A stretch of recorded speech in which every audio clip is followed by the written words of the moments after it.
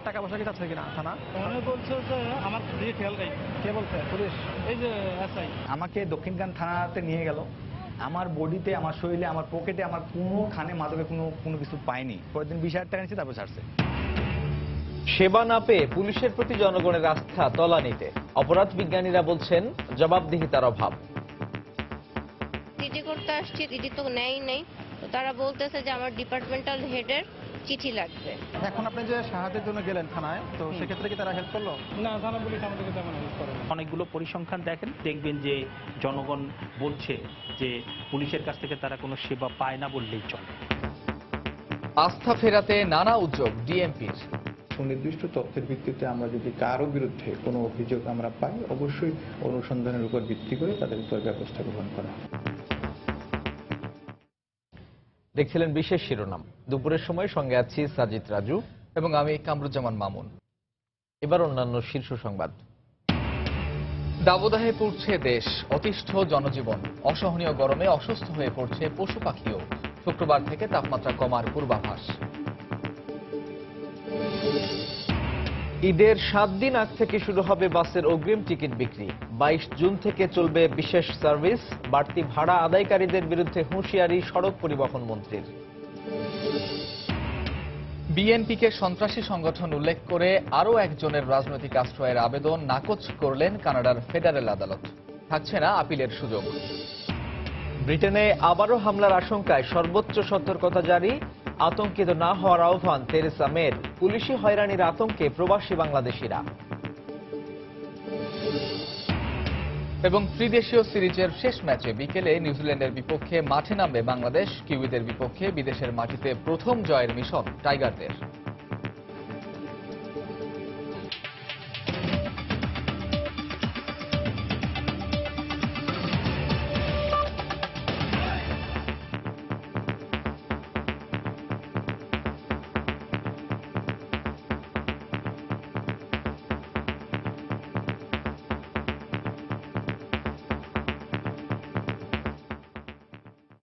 তীব্র দাবদাহে পড়ছে পুরো দেশ।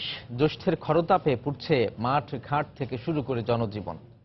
এর সঙ্গে আবার মরার ওপর খাড়ার ঘা হিসেবে যোগ হয়েছে ঘন ঘন লোডশেডিং। সব মিলিয়ে নাগরিক জীবনে এখন দেখা দিয়েছে ভোগান্তির সব রূপ।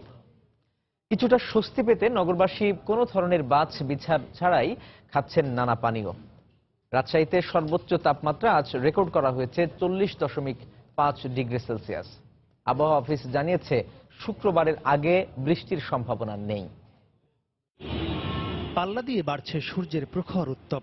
সে উত্তাপে পড়ছে রাস্তাঘাট, জনপদ।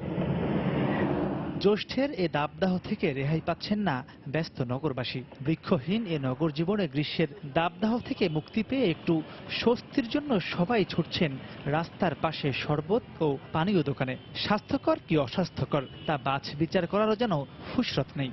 রোদের মধ্যে থাকা যাচ্ছে না, খুব ক্লান্ত, গলা বারবার শুকিয়ে যাচ্ছে। খালি পানি আর শরবত খেতে, এগুলো ছাড়া আর কিছু একদম খাইতে ভালো লাগে না। চোখে দেখা এটুকু সচেতন আমরা, যেটুকু স্যালাইন আছে এই জন্যই আর কি এটা খায়া একটু জানটা শান্তি রাখার লাগে আর কি। এমন অবস্থায় মনে করতে সারাদিন পুকুরের মধ্যে ডুবে থাকে মন চায়। এদিকে প্রচন্ড গরমের সাথে ঘন ঘন লোডশেডিং নাগরিকদের ভোগান্তি বাড়াচ্ছে কয়েক গুণ। বেশিরভাগ এলাকাতেই মাত্র 4 থেকে 6 ঘন্টা বিদ্যুৎ থাকায় নাভিশ্বাস উঠেছে সাধারণ মানুষের। গাজীপুরে গরমে বেশ কয়েকটি পোশাক কারখানায় শতাধিক শ্রমিক অসুস্থ হয়ে হাসপাতালে ভর্তি হয়েছে। গরমে সবাই আমরা খুব অতিষ্ঠ হয়ে গেছি, মানে মাঠেও যাওয়া যাচ্ছে না, আর ছেলেপেলেরাও মানে খুবই অতিষ্ঠ হয়েছে, স্কুলেও যেতে পারে না। তারপরে সবসময় খালি পানি খেতে যাচ্ছে, খালি পানি খায়। অসহনীয় পর্যায়ে যেভাবে লোড শেডিং এখন আমাদের কারেন্ট যেটা পাচ্ছি, এটা একেবারে মানে নজিরবিহীন বলা যায় আর কি। সারা দিনে মাত্র 4 ঘন্টা 5 ঘন্টা লাইন আমরা পাচ্ছি। প্রোডাকশন যেভাবে বাধাগ্রস্ত হচ্ছে, একই সাথে আমাদের লেবারদের অলস বসে থাকার কারণে আমাদের প্রোডাকশন কস্টটা অনেক বেড়ে যাচ্ছে। প্রচন্ড তাপদাহে জনজীবন অতিষ্ঠ হয়ে পড়ছে, মানুষ ঘর থেকে বেরোতে পারছে না।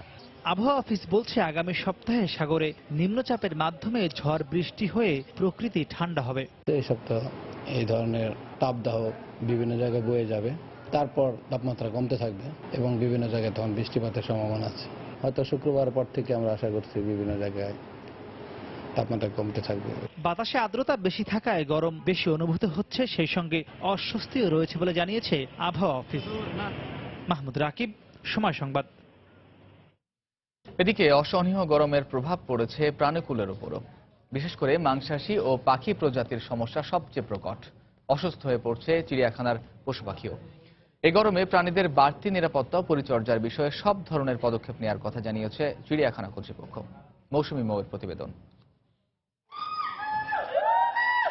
জ্যৈষ্ঠের কাঠফাটা রোদে অতিষ্ঠ চিড়িয়াখানার বাঘ, সিংহ, ভাল্লুক ও হাইনা সহ মাংসাশী প্রাণীকুল। রোদের খরতাপে পাখিদেরও বেড়েছে অস্বস্তি। খাঁচার ভেতর কূপের পানিতে সাঁতার কাটছে বানরের দল। খাঁচার বকের নৌকো ভেজেনি পানিতে। তপ্ত রোদে কুমির আর জলহস্তিদের মুমূর্ষু দশা। আর উল্লুকের চেঁচামেচি আর চিৎকারে অতিষ্ঠ দর্শনার্থীরা। কয়েকদিন ধরে বেশ গরম, চিড়িয়াখানায় যে প্রাণীগুলো আছে এরা কাতর হয়ে পড়ছে, আসলে নড়াচড়া করে না, দেখি দুর্বল হয়ে পড়ছে, অসুস্থ অসুস্থ লাগে। পশু পাখির তো দেখলাম জিম খাইয়ে দিচ্ছে হতে গেলে। হ্যাঁ, পাখি তো বাঘ তো ঘুমাই দিছে, সারা দিন উঠে সারালো না। গরমে তো মনে করেন আমরা নিজেও ক্লান্ত, আমাদের যে বেশি পশু ক্লান্ত, রুমে থেকে পশুগুলা বেরো না। কুমির টুমির দেখলাম একটু লড়াচাড়া দেয় না, কিছু নাই। গরমের কারণে পানিতে নামে না, ঘরের থেকে উঠে না, এই অবস্থা। গরমে তো কোনো কিছু মানুষই তো লড়তে পারে না, তার পশু পাখি এগুলো লড়বে কিভাবে? ঢাকা চিড়িয়াখানায় বর্তমানে রয়েছে 137 প্রজাতির 1415টি প্রাণী। তবে চিড়িয়াখানা কর্তৃপক্ষের দাবি, দাবদাহের কথা মাথায় রেখে পর্যাপ্ত খাবারের স্যালাইন এবং বিশুদ্ধ পানি সরবরাহের ব্যবস্থা করেছে তারা। খাবারের পানির মধ্যে ইলেকট্রোলাইট দিচ্ছি, এডিশনাল ভিটামিন সি দিচ্ছি, তাছাড়া এর জন্য পর্যাপ্ত পানি, ড্রিঙ্কিং ওয়াটারের সরবরাহ রেখেছি। হিট স্ট্রোকে মারা যাবে এমন এনভায়রনমেন্ট আমরা হতে দেব না। পর্যাপ্ত ব্যবস্থা নেওয়ার কারণে তাপমাত্রা আরো বাড়লেও প্রাণীদের হিট স্ট্রোক হওয়ার সম্ভাবনা নেই বলে দাবি চিড়িয়াখানা কর্তৃপক্ষের। মৌসুমী মৌ, সময় সংবাদ, ঢাকা। পুলিশ জনগণের বন্ধু, একথা স্লোগানে থাকলেও বাস্তবে এর দেখা মেলে না, এমন অভিযোগ রাজধানীবাসীর। অপরাধ বিজ্ঞানীরা বলছেন, জবাবদিহিতার জায়গাটা জোরালো না হওয়ায় সেবা বঞ্চিত হয়ে পুলিশের প্রতি জনগণের আস্থা তলানিতে। তবে বাহিনীর কর্তা ব্যক্তিরা বলছেন, হয়রানির সুনির্দিষ্ট অভিযোগ পেলে ব্যবস্থা নেবে পুলিশ বিভাগ। রাজধানীর বিভিন্ন থানা ঘুরে সাইদুল ইসলামের ছবিতে আতিকুর রহমান তমালের রিপোর্ট। গত সপ্তাহের কথা, স্থান রাজধানীর শাহবাগ থানা। ঢাকা বিশ্ববিদ্যালয়ের মনোবিজ্ঞান বিভাগের মাস্টার্সের শিক্ষার্থী রূপকথা তার স্বামীকে নিয়ে দীর্ঘ সময় দাঁড়িয়েছিলেন থানার সামনে। সাংবাদিক পরিচয় শুনে শুরুতে ক্যামেরার সামনে কথা বলতে ভয় পাচ্ছিলেন, পরে অবশ্য ভোগান্তির বর্ণনা দেন অকপটে। ঢাকা ইউনিভার্সিটির আইডেন্টি কার্ড হারিয়ে গেছে, জিডি করতে আসছি, জিডি তো নেই। তারা বলতেছে যে আমার ডিপার্টমেন্টাল হেডের চিঠি লাগবে। ঠিক আছে, এখন আমার ডিপার্টমেন্টাল হেড আছে ছুটিতে। তারা যদি জিডি করার জন্য যদি অধ্যাপকের লাগে, তাহলে পুলিশ আছে কি করতে। আপনারা কয়দিন ঘুরাচ্ছে? আজকে 2 দিন হলো। অভিযোগটি নিয়ে থানার ওসির কাছে যায় সময় সংবাদ। জিডি করতে কি লাগবে? কোনো কিছু কি লাগে? ওসির অনুরোধে রূপকথা ও তার স্বামীকে তার রুমে নিয়ে আসা হয়। পুলিশ বলছে যে আপনার বিভাগীয় যে আছে সভাপতির দরখাস্ত নিয়ে আসেন, তা নাহলে হবে না।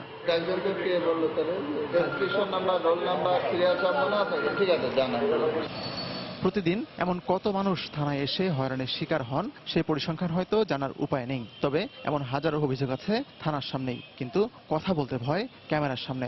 এখন আপনি যে সাহায্যের জন্য গেলেন থানায়, তো সেক্ষেত্রে কি তারা হেল্প করলো? না, থানা পুলিশ আমাদেরকে তেমন হেল্প করে না। আপনারা বাইক হারানোর পরে পুলিশের কাছে দ্বারস্থ হয়েছেন, এখন পুলিশকে সাহায্য করতেছে? এখন এত সাহায্য করছে না। এই যে জিডি করতে 5 মাস লাগে একটা জিডি দিয়া করতে, ওই পক্ষ তো পয়সা দিয়ে বিধি কিছু অবস্থা না দিলে কি এরা এরকম করে? হজের ভেরিফিকেশনে কোনো টাকা পয়সা কি যাচ্ছে কিনা থানা? বলছে যে আমার দিয়ে খেয়াল নেই। কে বলছে? পুলিশ? এই যে এসআই। থানায় আসা মানুষের সমস্যা যেমন ভিন্ন ভিন্ন, তেমনি হয়রানির ধরনও আলাদা। ইন্ডিয়া মানে মারছে, জানছে আমি আসছিলাম একটা জিডি করার জন্য। ম্যাডাম বলছে যে জিডিটা যখন করবেন, একজনটা দৌড়াইলে আপনিও দৌড়াইতে পারেন। এই জন্য আমি জিডিটা করিনি, চলে যাই। আমাকে দক্ষিণখান থানাতে নিয়ে গেল। আমার বডিতে, আমার শরীরে, আমার পকেটে আমার কোনোখানে মাদকের কোনো কিছু পাইনি। পরের দিন 20,000 টাকা নিচ্ছে, তারপর ছাড়ছে। বিশেষজ্ঞরা বলছেন, পুলিশের রাজনৈতিক প্রভাব ছাড়াও জবাবদিহিতা আর ক্ষেত্র বিশেষে নৈতিকতার অভাবের কারণে এই বাহিনীটি জনবান্ধব হতে পারছে না। বাংলাদেশের জনগণ পুলিশের কাছ থেকে কতটা সেবা পায়? আপনি অনেকগুলো পরিসংখ্যান দেখবেন যে জনগণ বলছে যে পুলিশের কাছ থেকে তারা কোনো সেবা পায় না বললেই চলে। কোনো একজন সদস্যের হয়রানি বা অনিয়মের দায় পুরো বাহিনী নয় জানিয়ে পুলিশের এই কর্মকর্তা বলেন, জনগণকে সেবা দিতে নানা উদ্যোগ নিয়েছে ডিএমপি। সুনির্দিষ্ট তথ্যের ভিত্তিতে আমরা যদি কারো বিরুদ্ধে কোনো অভিযোগ আমরা পাই, অবশ্যই অনুসন্ধানের উপর ভিত্তি করে তাদের উপর ব্যবস্থা গ্রহণ করা হয়। অবশ্য সম্প্রতি 2 ছাত্রীর ধর্ষণের অভিযোগ আমলে বনানী থানার অবহেলার প্রমাণ পেয়েছে পুলিশেরই তদন্ত দল। তবে বাস্তবতা হলো সব ক্ষেত্রে সব বিষয় এমন আলোড়ন তোলে না, আর তাই হয়রানির শিকার হলে নীরবে সহ্য করতে হয় ভুক্তভোগীদের। আতিকুর রহমান তমাল, সময় সংবাদ, ঢাকা। ঈদের 7 দিন আগে থেকে বাসের অগ্রিম টিকিট বিক্রি শুরু করা হবে বলে জানিয়েছেন সড়ক পরিবহন ও সেতুমন্ত্রী ওবায়দুল কাদের। সকালে রাজধানীর কমলাপুর বিআরটিসি বাস ডিপোতে শ্রমিক কর্মচারীদের বকেয়া বেতন ভাতা ও গ্র্যাচুইটি চেক বিতরণ অনুষ্ঠানে তিনি একথা বলেন। 22 জুন থেকে বিআরটিসির বিশেষ বাস সার্ভিস চালু হবে বলেও জানান তিনি। এ সময় আসন্ন ঈদে নির্ধারিত ভাড়ার চেয়ে কেউ বাড়তি টাকা আদায় করলে কঠোর ব্যবস্থা নেওয়ার হুঁশিয়ারি দেন তিনি। 900টি গাড়ি ঘরমুখী যাত্রীদের যাতায়াতে নিয়োজিত করবে ঈদ প্রস্তুতি। 466 বিভিন্ন মডেলের বাস জেলা উপজেলায় যাবে।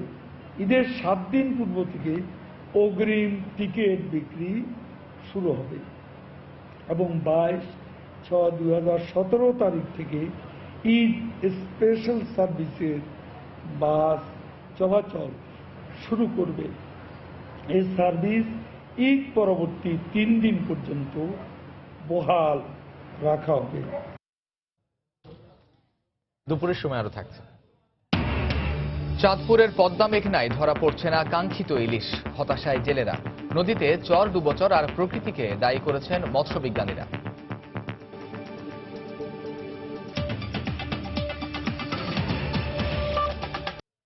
বাংলাদেশ জাতীয়তাবাদী দল বিএনপিকে সন্ত্রাসী সংগঠন উল্লেখ করে কানাডায় দলটির আরও একজন সদস্যের রাজনৈতিক আশ্রয়ের আবেদন নাকচ করে দিয়েছেন সেদেশের আদালত।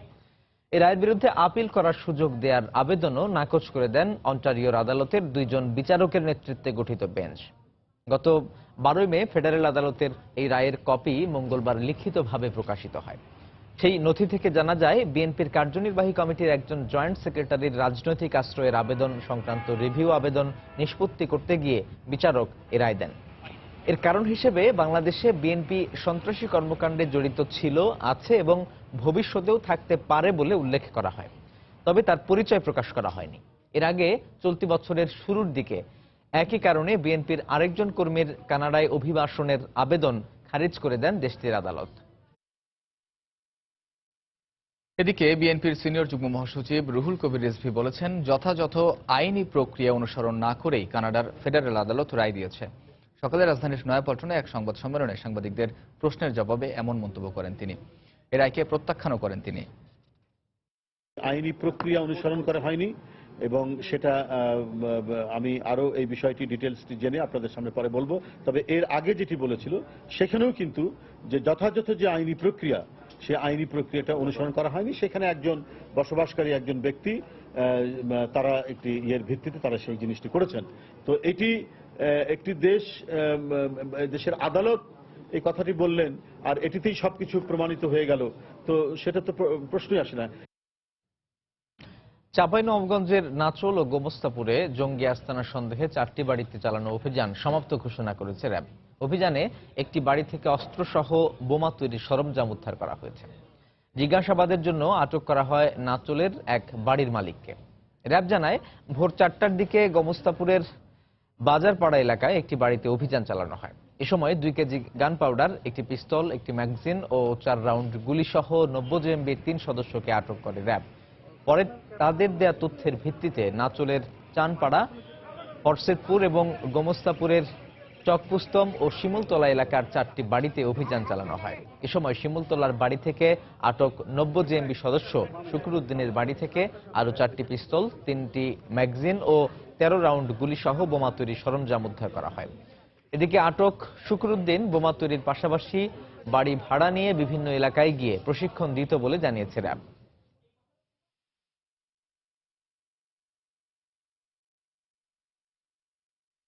4টা রাস্তাতে আমরা অ্যাম্বুশ পাতি এবং একটা রাস্তায় গোমস্তাপুরে ঢোকার আগে যারা এই এলাকার লোক তাদেরকে আমরা আটক করতে সমর্থ হই। প্রাথমিকভাবে আমরা জানতে পেরেছি তারা জিএমবি নব্য জিএমবির সাথে সম্পৃক্ত।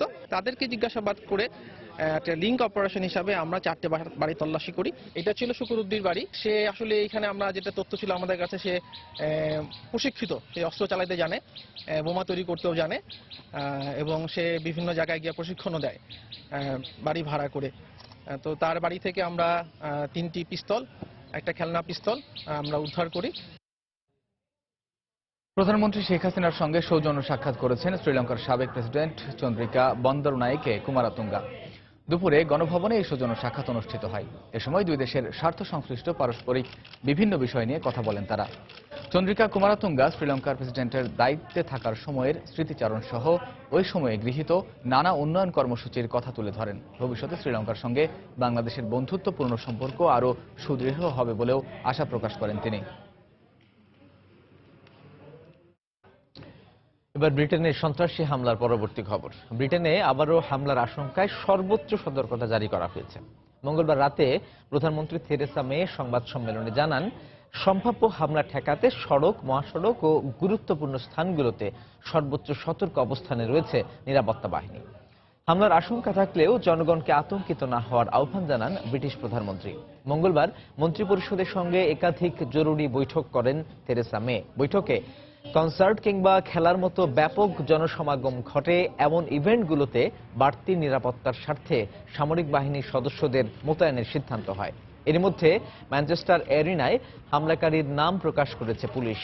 সালমান রামাদান আবেদি নামে 22 বছর বয়সী ওই হামলাকারীর জন্ম ম্যানচেস্টারে এবং সে ব্রিটেনেই বেড়ে ওঠে। এদিকে এই হামলায় নিহতদের স্মরণে মঙ্গলবার জাতিসংঘ নিরাপত্তা পরিষদ ও মার্কিন কংগ্রেসে কিছু সময় নীরবতা পালন করা হয়। এদিকে ভয়াবহ বোমা হামলার ঘটনার পর থেকে স্তব্ধ ব্রিটেনের উত্তর পশ্চিমাঞ্চলের প্রাণচঞ্চল শহর ম্যানচেস্টার। ব্যস্ত এই শহরটি ঘটনার পর থেকেই একেবারে নিষ্প্রাণ হয়ে পড়েছে। এমন ন্যাক্কারজনক ঘটনার তীব্র নিন্দা জানিয়েছেন স্থানীয় বাসিন্দারা। তবে পারস্পরিক সম্প্রীতি ও ভালোবাসার কাছে সন্ত্রাসবাদ পরাজিত হবে বলেও মনে করেন তারা। এদিকে প্রবাসী বাংলাদেশিদের মধ্যে পুলিশি হয়রানি ও বিদ্বেষমূলক হামলার আতঙ্ক বিরাজ করছে। ম্যানচেস্টার থেকে আরো জানাচ্ছেন শোয়েব কবির। শান্তিপ্রিয় ম্যানচেস্টারবাসী এখন বাকরুদ্ধ। এই শহরে এমন ভয়াবহ হামলা হতে পারে তা কখনোই ভাবেননি তারা। সোমবার রাতে স্মরণকালের ভয়াবহ এই হামলা হতবাক ম্যানচেস্টারবাসীর মনে তীব্র নিন্দা ও ক্ষোভের সৃষ্টি করেছে। এই হামলা আমাদের বাকরুদ্ধ করে দিয়েছে। এভাবে চলতে থাকলে সন্ত্রাসীদের মতবাদই জয়ী হবে। সন্ত্রাসীরা মানুষের প্রতি তীব্র ঘৃণা থেকে এ হামলা চালিয়েছে। আমাদের এখানে বিভিন্ন জাতি ধর্মের মানুষ বসবাস করে। সন্ত্রাসীরা হামলার মধ্য দিয়ে পারস্পরিক ভালোবাসা ও ধর্মীয় বিশ্বাসে আঘাত করতে চাইছে। ইসলাম কিংবা অন্য কোনো ধর্মে কখনোই সন্ত্রাসবাদের স্থান নেই। মানুষের প্রতি মানুষের ভালোবাসা ও শ্রদ্ধাবোধই এই ধরনের কার্যক্রম বন্ধ করতে পারে বলে মত স্থানীয়দের। আমাদের এখানে গির্জাগুলোতে সব ধর্মের মানুষকে ভালোবাসার কথা বলা হয়। এখন এটি আরো বেশি করে প্রচার করা হবে বলে আশা করি। এবারে রমজানে মুসলিমদের সঙ্গে ইফতারে যোগ দিয়েও আমরা পারস্পরিক ভ্রাতৃত্ব ও সম্প্রীতির বাণী ছড়িয়ে দিতে পারি। ম্যানচেস্টারে বোমা বিস্ফোরণ স্থলের মাইল খানেকের মধ্যেই প্রায় 30,000 বাংলাদেশির বসবাস। হামলার পর বাংলাদেশি অধ্যুষিত এলাকা ফেলোফিল্ডে পুলিশের সাঁড়াশি অভিযানের কারণে পুরো কমিউনিটিতে আতঙ্ক বিরাজ করছে। আমরা এখন বর্তমানে একটা আতঙ্কের মধ্যে আছি, কারণ যে আনসার্টেনটি যেটা ঘটনা ঘটলো, এটা আসলে দুঃখজনক ঘটনা এবং যেহেতু সুসাইড বোমার এবং মুসলিম রিলেটেড, তো এটার প্রভাব তো আমাদের উপরে পড়বেই। ছোট বাচ্চারার মধ্যে হামলা করা হয়েছে, এইটা আমরা সহ্য করার মতো না। আতঙ্ক মধ্যে আছি যে এই ধরনের ন্যাক্কারজনক ঘটনার জন্য আমরা নিন্দা জানাই। এই দেশে আমরা আছি, এই দেশে আমরা এটা চাই না। হামলার ঘটনায় এখনো পর্যন্ত কোনো বাংলাদেশি হতাহতের খবর পাওয়া যায়নি বলে নিশ্চিত করেছে সেখানকার বাংলাদেশি হাই কমিশন। বোমা হামলাটা হওয়ার পরে আমরা পুলিশের সাথে, গ্রেটার ম্যানচেস্টার পুলিশের সাথে যোগাযোগ করেছি। তো তাদের কাছ থেকে আমরা কোনো এখনো হতাহত বা নিখোঁজের সংবাদ পাইনি। তো আমরা ধারণা করছি যে হয়তো বাংলাদেশিরা কেউ আক্রান্ত হননি, এরকম একটি সম্ভাবনা আছে। তবে পুলিশের সাথে আমরা রেগুলার যোগাযোগ মেনটেন করছি এবং সে ধরনের কোনো খবর পেলে আমরা অবশ্যই সেটার প্রতি ব্যবস্থা নেব। এমন ঘটনার পর বিভিন্ন কমিউনিটিতে বর্ণবাদী হামলার আশঙ্কা থাকায় বাংলাদেশিদের সতর্ক থাকার পরামর্শ দিয়েছেন কমিউনিটি নেতারা। ম্যানচেস্টার এরিনায় কনসার্টে বোমা হামলার ঘটনায় স্তব্ধ করে দিয়েছে পুরো ম্যানচেস্টারবাসীকে। তারা মনে করছেন এই ধরনের পরিস্থিতি মোকাবেলায় সবাইকে ঐক্যবদ্ধ থাকা প্রয়োজন, আর শোককে শক্তিতে রূপান্তর করে এগিয়ে দিতে হবে সামনের দিনগুলোতে। শেখ কবির, সময় সংবাদ, ম্যানচেস্টার। দেখছেন দুপুরের সময়। দুরন্ত বাইসাইকেল, উড়ে চলো দুরন্ত গতিতে। পোশাক খাত বর্তমানে কিছুটা চ্যালেঞ্জের মধ্য দিয়ে যাচ্ছে বলে মন্তব্য করেছেন বাণিজ্য মন্ত্রী তোফায়েল আহমেদ। সকালে পলিসি রিসার্চ ইনস্টিটিউট PRI-এ রপ্তানি বহুমুখীকরণ বিষয়ে সেমিনারে তিনি একথা বলেন। তিনি বলেন, রপ্তানি বহুমুখীকরণে নতুন নতুন পণ্যের ক্ষেত্রে অগ্রাধিকার দেয়া হচ্ছে। এছাড়া রপ্তানির ক্ষেত্রে বিভিন্ন দেশে বাংলাদেশ শুল্কমুক্ত সুবিধা পেলেও এখনো তা পুরোপুরি কাজে লাগানো যাচ্ছে না। পণ্যের বহুমুখীকরণ, বাজার বহুমুখীকরণ, this was the policy of our 6 and again আমাদের level 5 requirement. We got duty-free market access from Chile, but you, the exporters, you are not interested to export to Chile. You are always interested to be confined in US and Europe. সবচেয়ে আমাদের সমস্যা যেটা ছিল এই যে উৎপাদনশীলতা, যেখানে productivity, যেখানে অন্যান্য দেশে 100%, 90%, 97%। একদিকে উন্নয়নের অন্যতম হাতিয়ার শিক্ষা, অন্যদিকে এই খাতে অপ্রতুল বরাদ্দ। প্রতি বছর টাকার অঙ্কে বরাদ্দ বাড়লেও মোট বাজেটের শতাংশের হিসেবে বাড়ছে না। তবু আসছে বাজেট সামনে রেখে সীমিত অর্থের যথোপযুক্ত ব্যবহার নিশ্চিত করার প্রত্যয় শিক্ষামন্ত্রীর। যদিও টেকসই উন্নয়ন লক্ষ্যমাত্রা অর্জনের ক্ষেত্রে শিক্ষার মান উন্নয়ন একটি বড় চ্যালেঞ্জ উল্লেখ করে বরাদ্দের এই হারকে বড় অন্তরায় হিসেবেই দেখছেন শিক্ষাবিদরা। সাদিয়া আফরিনের প্রতিবেদন। গেল কয়েক বছরের বাজেটে বলা হচ্ছে মানব সম্পদ উন্নয়নে সবচেয়ে বেশি গুরুত্ব দেওয়ার কথা। সপ্তম পঞ্চবার্ষিকী পরিকল্পনায়ও লিপিবদ্ধ করা হয়েছে বিষয়টি। অথচ এই মানব সম্পদ উন্নয়নের মূল হাতিয়ার শিক্ষা খাতে বাজেট বরাদ্দের চিত্র দেখলেই বোঝা যায় গুরুত্বের দুর্বলতা। একটি দেশে শিক্ষা খাতে মোট জাতীয় আয়ের 6% বা বাজেটের 20% বরাদ্দ আন্তর্জাতিক মানদণ্ডে আদর্শ হিসেবে ধরা হয়, কিন্তু বাংলাদেশে গত 6 বছরে গড় বরাদ্দ ছিল মোট বাজেটের 12%, যা জাতীয় আয়ের 2%-এর সামান্যই বেশি, যা বিশ্বের অনেক অনুন্নত দেশের তুলনায়ও কম। আর শিক্ষা খাতের সাথে জুড়ে দেওয়া অন্যান্য খাতে বরাদ্দের পর উচ্চশিক্ষা কিংবা গবেষণায় এ বরাদ্দ আরো কম। ক্রমবর্ধমান শিক্ষার হারের বৃদ্ধির সাথে বরাদ্দটাও সামঞ্জস্যপূর্ণ থাকা উচিত বলে মনে করেন শিক্ষাবিদরা। বিনিয়োগ একটা বড় জিনিস শিক্ষা ক্ষেত্রে, এটাকে আমাদের বরাদ্দ বলে ধরার কোনো কারণ নাই। রাষ্ট্রীয় বিনিয়োগের চেয়ে এখন পারিবারিক বিনিয়োগ অনেক বেশি শিক্ষায়, এবং যে পরিবার যত বেশি বিনিয়োগ করতে পারে তারাই কিন্তু ফসলটা শিক্ষার বা মানের শিক্ষা পাওয়ার আশা করে। শিক্ষাটাকে অগ্রাধিকার দেয়া হলেও আমাদের কিন্তু শিক্ষার্থী প্রতি বরাদ্দ বাড়ছে না। সেই জায়গায় আমরা দক্ষিণ এশিয়ার মধ্যে কিন্তু এখনো নিম্নতম। বরাবরের মতো অপ্রতুল বরাদ্দের কথা স্বীকার করে শিক্ষামন্ত্রী এবারের বাজেটে চাহিদার প্রতিফলন হবে বলে আশা করেন। তবে বিভিন্ন প্রকল্প সংশ্লিষ্ট অর্থায়নেই বিশ্ববিদ্যালয় পর্যায়ের বেশিরভাগ কর্মকাণ্ড সম্পাদিত হয় বলে জানালেন মঞ্জুরি কমিশন। আমরা যদি বাজেট নির্ভরশীল হয়ে যেতাম তাহলে আমাদের অনেক শিক্ষার ক্ষেত্রে যে প্রসার সেটা হতো না, কিন্তু এর সাথে অনেকগুলো প্রকল্প যোগ হয়। শিক্ষা নেওয়ার সংখ্যা অনেক বাড়ছে, সে কারণে বরাদ্দটা বাড়ে, কিন্তু সে অনুপাতে উচ্চশিক্ষার বাজেট বরাদ্দটা অত বেশি বৃদ্ধি পায় না। আমরা অনেক জায়গায় ল্যাবরেটরি করতে পারতেছি না। বিজ্ঞানের আরো উন্নতি করা, গবেষণা করা, জ্ঞান অনুসন্ধান করা, বিশ্ববিদ্যালয়গুলোতে আরো বেশি করে গবেষণামূলক করা, এগুলো করতে গেলে তো আমাদের অর্থ দরকার, এবং সেই অর্থটা আমরা যদি পাই তাহলে আমরা কাজে ধার দিতে পারবো। বাংলাদেশের মতো জনবহুল দেশে কর্মমুখী ও গবেষণাধর্মী শিক্ষার প্রসারে শিক্ষা খাতে জিডিপির কমপক্ষে 4% বরাদ্দ আবশ্যিক বলে মনে করেন সংশ্লিষ্টরা। সাদিয়া আফরিন, সময় সংবাদ, ঢাকা। দুপুরের সময় আরো থাকছে। ডুবোচরের কারণে কীর্তনখোলা নদীর বিভিন্ন পয়েন্টে ঘটছে দুর্ঘটনা, বাড়ছে প্রাণহানির আশঙ্কা। মাস্টারদের অদক্ষতাকে দায়ী করছে BIWTA।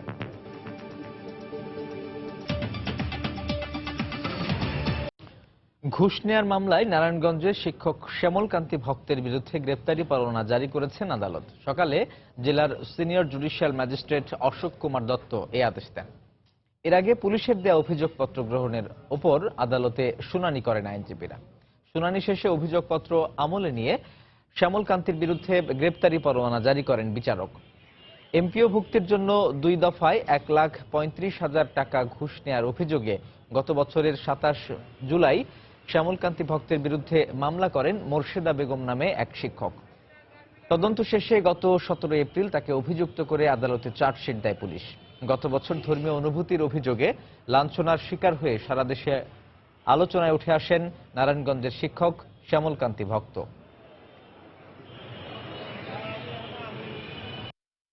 এই যে টাকা নেওয়া ঘুষ হিসেবে, এই জন্য তার বিরুদ্ধে ঘুষের ধারা এবং আত্মসাতের ধারা, দুইটা ধারাই প্রমাণিত হওয়ায় আদালত সন্তুষ্ট হইয়া তার বিরুদ্ধে ওয়ারেন্ট ইস্যু করে। ঘটনা সেটা আদৌ সত্য না, বিষয়টা নিয়ে আইনি লড়াই আমরা করব যাতে সে ন্যায় বিচার পেতে পারে। আমরা চেষ্টা করব যে তাকে আত্মসমর্পণ করিয়ে জামিন নেওয়ার চেষ্টা করব। দুদকের দায়ের করা দুর্নীতির মামলায় কুমিল্লার সিটি মেয়র মনিরুল হক সাক্কুকে স্থায়ী জামিন দিয়েছেন আদালত। আজ মনিরুল হক সাক্কুর জামিনের মেয়াদ শেষ হলে তার আইনজীবী ঢাকা মহানগর সিনিয়র বিশেষ জজ কামরুল হোসেন মোল্লার আদালতে স্থায়ী জামিনের আবেদন করা হয়। আদালত শুনানি শেষে তার স্থায়ী জামিন আবেদন মঞ্জুর করেন। সেই সাথে আগামী 12 জুন অভিযোগ গঠনের শুনানির জন্য দিন ধার্য করেছেন আদালত। এর আগে গত 9 মে ঢাকা মহানগর দায়রা জজ আদালতের বিচারক জাহিদুল কবিরের আদালতে আত্মসমর্পণ করে তিনি জামিন নেন। 4.5 কোটি টাকার অবৈধ সম্পদ অর্জনের পাশাপাশি 1,12,5 লাখ টাকা সম্পদের তথ্য গোপন করে তিনি দুদকে সম্পত্তির বিবরণী দাখিল করেছিলেন বলে অভিযোগ ওঠে। এই ঘটনায় 2008 সালের 7 জানুয়ারি রমনা থানায় মামলা করে দুদক। পরে 2016 সালের 4 ফেব্রুয়ারি আদালতে অভিযোগপত্র দাখিল করে দুদক। গত মার্চ এপ্রিল 2 মাস জাটকা সংরক্ষণে চাঁদপুরের পদ্মা মেঘনায় মাছ ধরা বন্ধ ছিল। চলতি মাস থেকে নদীতে ফের মাছ ধরা শুরু হয়েছে। 3 সপ্তাহ পেরোলেও জেলেদের জালে ধরা পড়ছে না কাঙ্ক্ষিত ইলিশ, ফলে অনেকটা মাছ শূন্য মোকামগুলো। এতে হতাশায় জেলে এবং ব্যবসায়ীরা। ইলিশের আকালের জন্য নদীতে চর, ডুবোচর আর প্রকৃতিকে দায়ী করছেন মৎস্যবিজ্ঞানীরা। নাইমুল ইসলাম নীরবের ছবি এবং ফারুক আহমদের তথ্য নিয়ে ডেস্ক রিপোর্ট। চাঁদপুরের উত্তরে ষাটনল, দক্ষিণে চর ভৈরবী। মৌসুমের তীব্র তাপদাহ উপেক্ষা করে নদীতে জাল ফেলছেন জেলেরা, কিন্তু বিশাল এই পদ্মা মেঘনার কোথাও জেলেদের জালে ধরা পড়ছে না ইলিশ।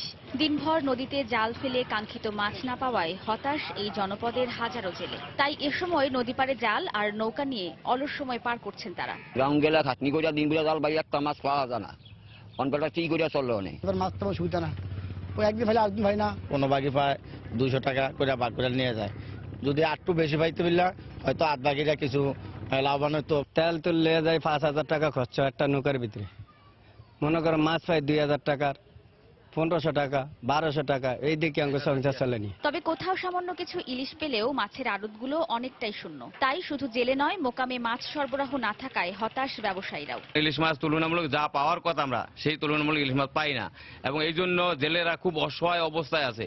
আমরা আরো দ্বারা খুব অসহায় অবস্থায় আছি। পোয়া মাছ হোক, চিংড়ি মাছ হোক, কোনো ধরনের মাছ নেই নদীতে। অভিযানের পরপর আমরা আড়তদাররা এবং যারা পাইকার পত্র আছে ব্যবসা করে ভালো অবস্থানে যাইতে পারবো, কিন্তু এখন মাছের কোনো কন্ডিশনই নেই। ইলিশের এমন আকালের জন্য নদীতে চর, ডুবোচর আর বৃষ্টিপাতকে দায়ী করলেন দেশের শীর্ষ মৎস্যবিজ্ঞানী। চাঁদপুর মেঘনা অঞ্চলে চর, ডুবোচর সহ বৃষ্টিপাত কম হয়, এই সময়ে কম পাওয়া যাচ্ছে। তো পানি প্রবাহ বৃদ্ধি পেলে বৃষ্টিপাতের পর যথেষ্ট ইলিশ আসবে। চাঁদপুরের সরকারি ও বেসরকারি তালিকায় জেলের সংখ্যা প্রায় 50,000, আর শহরে বড় স্টেশন সহ মাছের মোকাম রয়েছে শতাধিক। সময় সংবাদ, চাঁদপুর। উদ্বোধনের দীর্ঘ 11 বছর পর চালু হলো ওসমানী মেডিকেল কলেজ হাসপাতালের ইন্টেনসিভ কেয়ার ইউনিট বা আইসিইউ। সংকটাপন্ন রোগীদের জন্য আন্তর্জাতিক মানের এই নিবিড় পর্যবেক্ষণ কেন্দ্রটির সুফল পাচ্ছেন রোগীরা। তবে রোগীর চাহিদার তুলনায় এখনও শয্যা সংখ্যা পর্যাপ্ত নয় বলে জানান চিকিৎসকরা। হাসপাতালের পরিচালক জানালেন ভবিষ্যৎ পরিকল্পনার কথা। নশরত আহমেদ চৌধুরীর ক্যামেরায় আরো জানাচ্ছেন ইকরামুল কবির। ওসমানী মেডিকেল কলেজ হাসপাতালের জরুরি বিভাগ এবং ইন্টেনসিভ কেয়ার ইউনিট বা আইসিইউর রোগীর অতিরিক্ত চাপের কারণে 2005 সালে হাসপাতাল চত্বরে 40 শয্যার আইসিইউ এবং ক্যাজুয়ালিটি ইউনিটের জন্য পৃথক ভবন নির্মাণের উদ্যোগ নেওয়া হয়। 2006 সালের 8 অক্টোবর এই ভবনের উদ্বোধন করা হয়। কিন্তু পর্যাপ্ত লোকবল ও যন্ত্রপাতি না থাকায় অকেজো অবস্থায় পড়েছিল প্রায় 11 বছর। অবশেষে ক্যাজুয়ালিটি ইউনিট চালু করা সম্ভব না হলেও এপ্রিল মাসে চালু করা হয় 10 শয্যার আন্তর্জাতিক মানের নিবিড় পর্যবেক্ষণ কেন্দ্র বা আইসিইউ। সংকটাপন্ন মুমূর্ষু রোগীরা ইতিমধ্যে এই কেন্দ্র থেকে সুফল পেতে শুরু করেছেন। ডাক্তাররা তো বলছে যে সে আর বাঁচবে না, এরকম অবস্থায় ভর্তি করছি। তো ইনশাল্লাহ এখন পর্যন্ত অনেকখানি সুস্থ, যেটা মানে কল্পনা করার বাইরে আর কি। সরকারি হিসাবে তো একটু নর্মাল হবে এই প্রাইভেটগুলো থেকে, তারপর আমরা মোটামুটি ভালোই পাচ্ছি। যে ট্রিটমেন্ট পাচ্ছি খুব সুন্দরই পাচ্ছি, খুব ভালো ট্রিটমেন্টই পাচ্ছি। বেসরকারি হাসপাতাল থেকে সরকারি হাসপাতালের আইসিইউর চিকিৎসা সেবার খরচ কম হওয়ায় রোগীদের চাহিদা থাকে সব সময় বলে জানান এই চিকিৎসক। প্রতিদিনই আমাদের এখানে অনেক কল আসে, কিন্তু আমরা সেই অনুপাতে আমাদের চাহিদা মেটাতে পারি না। আমরা যদি আরো বেড বাড়াইতে পারি তাহলে সিলেট সহকারে সমগ্র অঞ্চলটা খুব উপকৃত হবে। রোগীর চাহিদার কথা বিবেচনা করে শিগগিরই এই ইউনিটকে 40 শয্যায় উন্নীত করার পরিকল্পনার কথা জানালেন হাসপাতালের পরিচালক। 40 বেডের আইসিইউ অথরাইজ করা সম্ভব আমাদের যদি আমাদের ম্যাটেরিয়ালস বা আমাদের যদি আমরা রিসোর্স থাকে, তো ভবিষ্যতে এটা প্রচুর ডিমান্ড এখন বলবো আমি, এবং ভবিষ্যতে আমাদের এটা আমাদের সুযোগ সুবিধা মতো আমরা একটা এক্সপেনশন করব। ওসমানী মেডিকেল কলেজ হাসপাতাল এই অঞ্চলের বিশেষায়িত হাসপাতাল হওয়ায় সিলেট বিভাগ ছাড়াও পার্শ্ববর্তী জেলাগুলো থেকে রোগীরা চিকিৎসা সেবা নিতে আসেন। এতদিন 3টি শয্যা নিয়ে এই হাসপাতালের ইন্টেনসিভ কেয়ার ইউনিট চলছিল। ইকরামুল কবির, সময় সংবাদ, সিলেট। টাঙ্গাইলের ঘাটাইলে ট্রাক চাপায় মোটরসাইকেল আরোহী এক দম্পতির মৃত্যু হয়েছে। এদিকে কুমিল্লায় কাভার্ড ভ্যানের চাপায় 2 পথচারী সহ বিভিন্ন স্থানে আলাদা সড়ক দুর্ঘটনায় নিহত হয়েছেন আরো 5 জন। এসব দুর্ঘটনায় আহত হয়েছেন 3 জন। সকালে ঢাকা চট্টগ্রাম মহাসড়কের কুমিল্লার চান্দিনার ধরণীপাড়া এলাকায় একটি কাভার্ড ভ্যান নিয়ন্ত্রণ হারিয়ে 4 জন পথচারীকে চাপা দেয়। এতে ঘটনাস্থলেই আকবর ও কবির নামে 2 জন নিহত হয়। এই ঘটনায় আহত হন 2 জন। তাদের উদ্ধার করে কুমিল্লা মেডিকেল কলেজ হাসপাতালে ভর্তি করা হয়। এদিকে টাঙ্গাইলের ঘাটাইলে ট্রাকের চাপায় মোটরসাইকেল আরোহী স্বামী স্ত্রী সহ চুয়াডাঙ্গা ও নারায়ণগঞ্জে আরো 3 জন নিহত হয়েছেন। ডুবোচরের কারণে বরিশালের কীর্তনখোলা নদীর চরবাড়িয়া পয়েন্টে দুর্ঘটনার কবলে পড়ছে নৌযান। নৌযানডুবির পাশাপাশি বাড়ছে প্রাণহানির আশঙ্কাও। দ্রুত ডুবোচর অপসারণের দাবি জানিয়েছেন লঞ্চ মালিকরা। তবে বিআইডব্লিউটিএ বলছে মাস্টারদের অদক্ষতাই দুর্ঘটনার মূল কারণ। মাহমুদুন নবীর তোলা ছবিতে আরো জানাচ্ছেন ফিরদাউস সোহাগ। গত 22 এপ্রিল চরবাড়িয়া পয়েন্টে গ্রিন লাইন 2 এর সাথে মুখোমুখি সংঘর্ষে একটি কার্গো লঞ্চ ডুবে যায়। এই পয়েন্টে নদীর এক পাশে বিশাল চর, অপর পাশ ভাঙতে ভাঙতে 180 ডিগ্রি বাঁক তৈরি হয়েছে।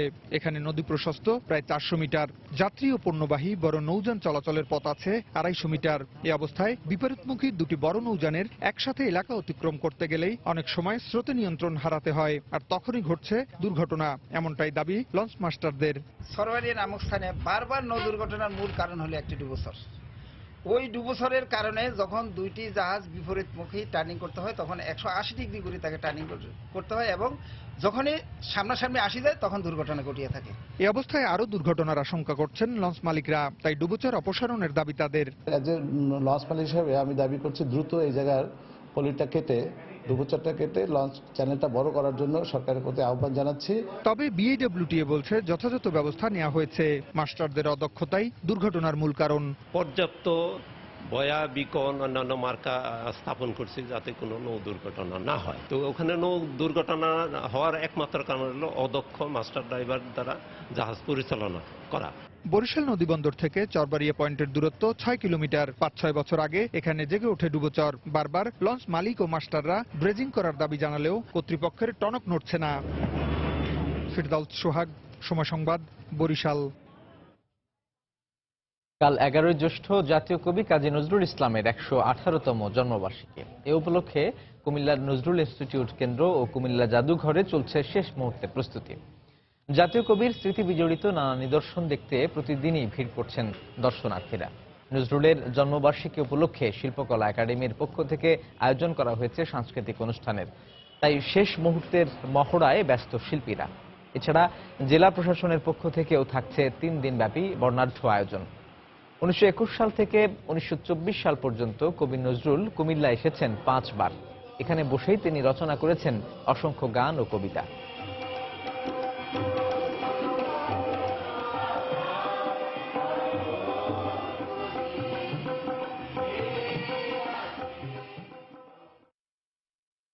নজরুলের অনেক পুরনো দিন অনেক কিছু আছে এখানে দেখার মতো, যা আমাকে মুগ্ধ করছে। জেলা শিল্পকলা একাডেমির ব্যবস্থাপনায় সাংস্কৃতিক অনুষ্ঠান চমৎকারভাবে আমরা উপস্থাপন করবার প্রয়াস নিয়েছি। আমাদের রিহার্সেল চলতেছে, নৃত্যের রিহার্সেল চলতেছে, সঙ্গীতের রিহার্সেলও চলতেছে। আশা করি ভালো কিছু দিতে পারবো।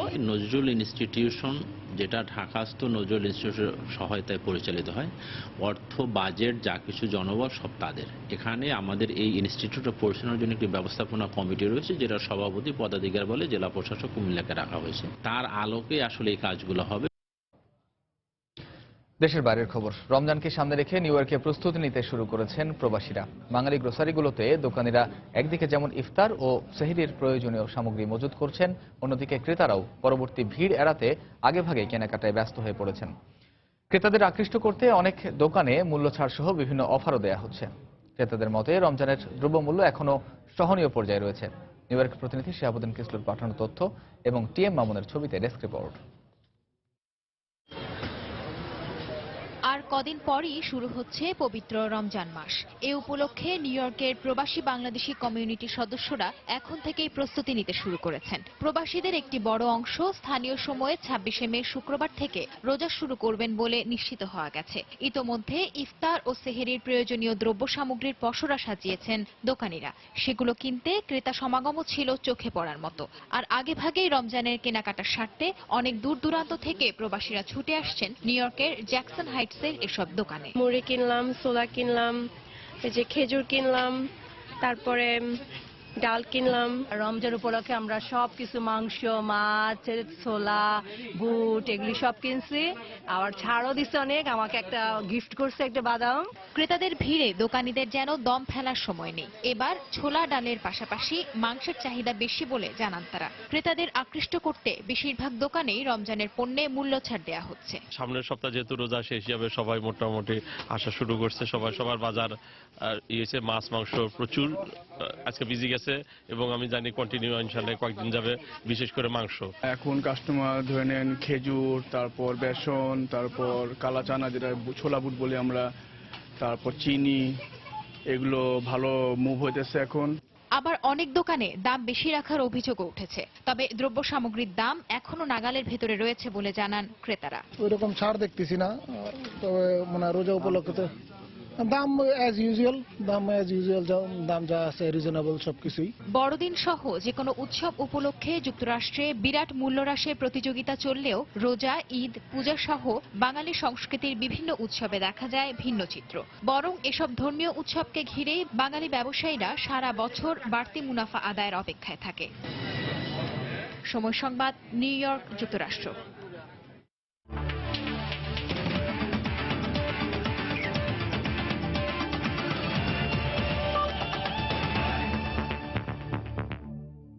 ত্রিদেশীয় সিরিজের শেষ ম্যাচে নিউজিল্যান্ডের বিপক্ষে মাঠে নামে বাংলাদেশ ক্রিকেট দল। এই ম্যাচে জিতলে র্যাঙ্কিংয়ের 6 নম্বরে উঠে যাবে টাইগাররা। চ্যাম্পিয়ন্স ট্রফির আগে এই ম্যাচে সুখের স্মৃতি নিয়ে আয়ারল্যান্ড মিশন শেষ করতে চান টাইগার অধিনায়ক মাশরাফি বিন মর্তুজা। আর এজন্য বিশেষ করে বোলারদের বাড়তি দায়িত্ব নেয়ার তাগিদ দিয়েছেন মাশরাফি। আয়ারল্যান্ডের ডাবলিনে ম্যাচটি শুরু হবে আজ বাংলাদেশ সময় বিকেল 4:45টায়। 10 দিনের ক্যাম্প হয়েছে ইংল্যান্ডে। এরপর গেল 18 দিন হলো বাংলাদেশ ক্রিকেট দল আয়ারল্যান্ডে। লম্বা এই সফরের মূল উদ্দেশ্য হলো বিপরীত কন্ডিশনের সাথে মানিয়ে নেওয়ার পাশাপাশি মর্যাদার চ্যাম্পিয়ন্স ট্রফির আগে সর্বোচ্চ পর্যায়ের প্রস্তুতি নেওয়া। তারই অংশ হিসেবে আয়ারল্যান্ডে ত্রিদেশীয় সিরিজে অংশ নিয়েছে টাইগাররা। যদিও আয়ারল্যান্ডের বিপক্ষে এক ম্যাচ পরিত্যক্ত আর নিউজিল্যান্ডের বিপক্ষে একটি ম্যাচ হারায় চ্যাম্পিয়ন হবার স্বপ্ন ভেস্তে গেছে বাংলাদেশের। ত্রিদেশীয় সিরিজ হাতছাড়া হলেও মনের কোণে একটা জেদ পোষে রেখেছেন তামিম সাকিবরা। তা হলো দেশের মাটিতে নিউজিল্যান্ডকে দুইবার হোয়াইট ওয়াশ করা হলেও গেল 16 ম্যাচে দেশের বাইরে একবারও কিউইদের হারাতে পারেনি বাংলাদেশ। এবার চ্যাম্পিয়ন্স ট্রফির আগে ত্রিদেশীয় সিরিজের শেষের গল্পে সংকল্পটা তাই এবার এমন মাশরাফির। নিউজিল্যান্ডের সাথে প্রথম যে ম্যাচটা খেলেছি অথবা ভেরি ক্লোজ ছিলাম, হয়তোবা কিছু জায়গায় ভুল না করলে ডেফিনেটলি ব্যাটিংয়ে কিছুটা বা বোলিংয়ে আমার জায়গাটা বা সবাই মিলে যদি আরেকটু ইমপ্রুভ করতে পারতাম, হয়তোবা আমরা একটা ম্যাচ জিততে পারতাম। স্টিল একটা ম্যাচ আছে, ইনশাল্লাহ ভালো নোটে শেষ করলে, যেটা বললাম আগে, ভালোভাবে শেষ করতে পারলে খুব ভালো হবে। ফর্মে তুঙ্গে আছেন সৌম্য সরকার। তামিমের সাথে দারুণ রসায়ন জমিয়ে প্রায় ম্যাচেই ওপেনিংয়ে উড়ন্ত সূচনা এনে দিচ্ছেন বাংলাদেশকে। সাব্বির আস্থার প্রতিদান এখনো না দিতে পারলেও মুশফিক, রিয়াদ, সৈকতদের ব্যাটিং প্রতিপক্ষের বিপক্ষে ত্রাস ছড়াতে যথেষ্ট। কিন্তু সিমিং কন্ডিশনে পেস বোলিং বিভাগ প্রত্যাশার প্রাপ্তি মিলাতে পারছে না। এক মুস্তাফিজ জ্বলে উঠলেও বাকিরা এখনো মেঘে ঢাকা জ্যোৎস্না। তাই রুবেলের জায়গায় একাদশে সুযোগ পেতে পারেন স্পিড স্টার তাসকিন আহমেদ কিংবা শফিউল ইসলাম। আমার কাছে মনে হয় যে বোলিং ইউনিট হিসাবে আগের ম্যাচে যেভাবে বোলিং করেছি, এরকম বোলিং করলে ব্যাটসম্যানদের জন্য কাজটা অবভিয়াসলি অনেক সহজ হয়ে যাবে। তো আমাদের অবশ্যই সেরকম ইচ্ছা থাকবে, বাট তারপরও অন ফিল্ডে আমরা কেমন করছি সেটার পরে অনেক কিছু নির্ভর করবে। অন্যদিকে বেশ নির্ভর নিউজিল্যান্ড। প্রথম সারির একাধিক ক্রিকেটার ছাড়াই ত্রিদেশীয় সিরিজ নিশ্চিত করেছে আগেই। আইপিএল খেলে আসা Corey Anderson, Adam Milne, Matt হেনরির মতো ম্যাচ উইনাররা মুখিয়ে আছেন এ ম্যাচে মাঠে নামতে। তাই কিউইরা প্রথম ম্যাচের তুলনায় এ ম্যাচে বাংলাদেশকে কঠিন চ্যালেঞ্জ ছুড়ে দিবে নিশ্চয়ই। হুমায়ুন কবির রোজ, সময় সংবাদ। দুপুরের সময় পর্যায়ে শীর্ষ সংবাদ জানিয়ে দিচ্ছি আরো একবার। দাবদাহে পুড়ছে দেশ, অতিষ্ঠ জনজীবন, অসহনীয় গরমে অসুস্থ হয়ে পড়ছে পশু পাখিও। শুক্রবার থেকে তাপমাত্রা কমার পূর্বাভাস। ঈদের 7 দিন আগ থেকে শুরু হবে বাসের অগ্রিম টিকিট বিক্রি। 22 জুন থেকে চলবে বিশেষ সার্ভিস। বাড়তি ভাড়া আদায়কারীদের বিরুদ্ধে হুঁশিয়ারি সড়ক পরিবহন মন্ত্রীর। বিএনপিকে সন্ত্রাসী সংগঠন উল্লেখ করে আরও একজনের রাজনৈতিক আশ্রয়ের আবেদন নাকচ করলেন কানাডার ফেডারেল আদালত। থাকছে না আপিলের সুযোগ। সেবা না পেয়ে পুলিশের প্রতি জনগণের আস্থা তলানিতে। অপরাধ বিজ্ঞানীরা বলছেন জবাবদিহিতার অভাব। আস্থা ফেরাতে নানা উদ্যোগ ডিএমপির। এবং ত্রিদেশীয় সিরিজের শেষ ম্যাচে বিকেলে নিউজিল্যান্ডের বিপক্ষে মাঠে নামবে বাংলাদেশ। কিউইদের বিপক্ষে বিদেশের মাটিতে প্রথম জয়ের মিশন টাইগারদের।